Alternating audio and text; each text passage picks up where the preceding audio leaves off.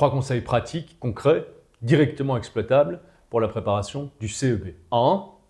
La gestion du stress. Chaque année, nous voyons des parents qui sont fort stressés par le CEB, ce qui est tout à fait légitime, tout à fait humain. Toutefois, à cet âge-là, ce sont des enfants encore très jeunes, le stress est souvent très contre-productif, d'autant qu'ils ont tendance à ne pas le montrer.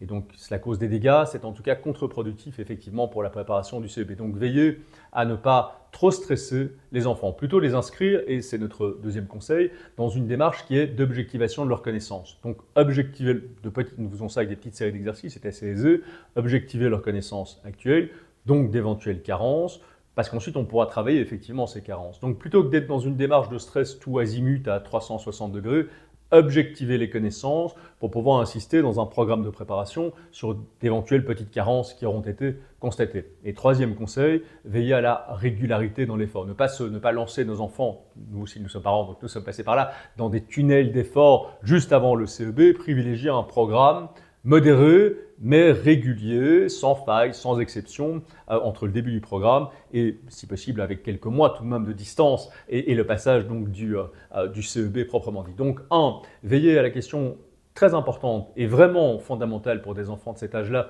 On y insiste, on a contribué à la préparation de centaines de CEB. Donc, nous avons vu les dégâts que le stress excessif, non maîtrisé, souvent de la part des parents, pouvait causer. Donc vraiment être attentif à cet aspect-là. 2. Objectiver les connaissances actuelles, donc les carences. 3. Privilégier un travail calme, modéré, déterminé, ferme, mais dans la régularité, dans la durée, plutôt que des tunnels d'efforts qui sont, encore une fois à cet âge-là, souvent dans leur intensité excessive, contre-productive. Voilà, donc ce sont 3 conseils pour la préparation du CEB. Nous sommes disponibles pour répondre à toute question ou demande d'aide de votre part.